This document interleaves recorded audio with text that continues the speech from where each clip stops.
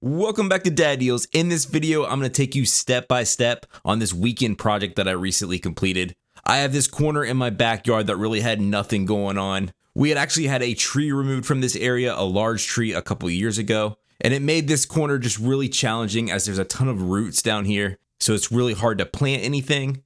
But we wanted to add some more privacy to our backyard, and we went with this lattice kind of layout with a raised garden bed in the middle. But this is an easy weekend project that you can complete, and I hope this gives you some ideas to what to do in your backyard. But stay tuned, I'll take you step by step through the entire process. And before I get started, I do want to shout out Lowe's. They hooked me up with some sweet cobalt tools to use for this video. Everything that you see in this video can be bought at your local Lowe's. And of course, I'll have links in the description below, specifically a storefront page where I'll have the entire project list and easily clickable links, as well as you'll see them pop up on the screen in the YouTube shopping feature. So definitely thank you to Lowe's for making this video possible. So let's dive right into it. So as you can see, here is the corner of my backyard. We had a large tree removed, and every time we thought about maybe planting another tree in this spot, there's just roots everywhere and it makes digging really challenging. So that's what really made us land on putting a giant raised garden bed in this area and then putting 2 shrubs on either side of it. We did still love the privacy that the tree provided, so we're going to do like a little lattice topper to this fence, and I'll show you exactly how I did that.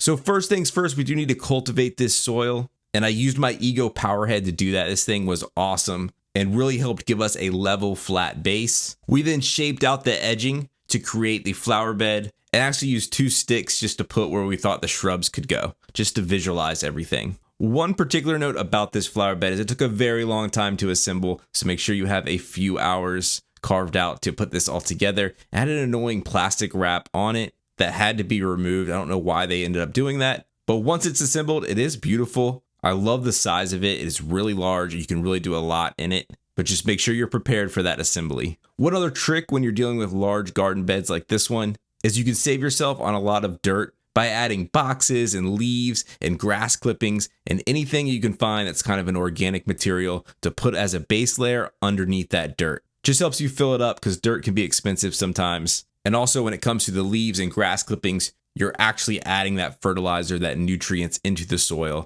So it really is a win-win. So now let's talk about how I did the lattice on top of my fence. So the way I'm going to do this is I'm going to get the 2-foot by 8-foot panels that Lowe's sells already pre-cut of the lattice, and I'm going to frame them out with 2x4s, which I'm going to attach to the existing fence posts on my fence, and I'm going to notch it so that it's a flush fit right up against the fence. So that notch will go right over the 2x4 that are my rails on my fence, just to give it a nice clean look. So when you're dealing with lattice, one thing you're going to want is you're going to want the lattice rails that's going to have a slot where the lattice will slide into on all sides. Now, unfortunately for me, these were sold out at my local Lowe's and pretty much every Lowe's in my area, but that's okay. We're going to make our own for much cheaper. So the way I made these rails is I actually just took a 2x4, pressure treated, of course, and ran it through a dado blade on each side of that 2x4. I then just ripped the 2x4 in half, which made 2 perfect lattice rails. So just to show you, you are more than welcome to get the pre-made ones that Lowe's has if they have them in stock in your area.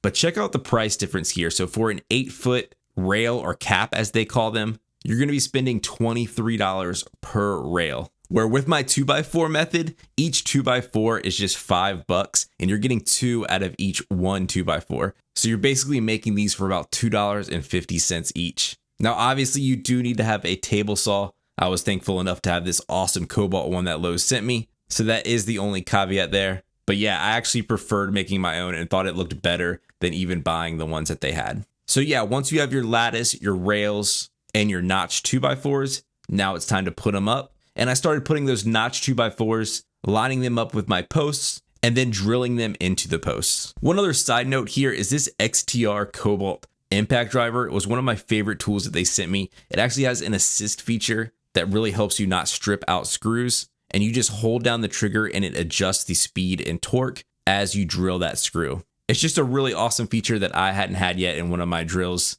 and I actually kept starting and stopping it like I would if I didn't have that feature, and it took me a while to really trust it and just put that trigger in and let it do its thing. So next up was putting up the rails. Now I just attached one of my rails to the top 2x4 on my fence, just made things nice and easy and flush. Then attach these side rails to those notch 2x4s that we just put up. And then I was able to slide the lattice panels right in there. And then the final step is to add the top rail and then a cap 2x4 at the very top. Also, when you're drilling these rails into the fence, make sure you pre-drill your holes, put some pilot holes in there, or you do risk splitting these, and you don't want that. Next up, we're gonna put in shrubs on either side of that raised garden beds, and we went with some camellias as we're in sort of a part sun and part shade area. But check your local Lowe store, they'll have specific plants for your specific area. It's always a good idea to choose native plants, and they should have the right ones for your exact location. We also chose to add these pre-made lattice panels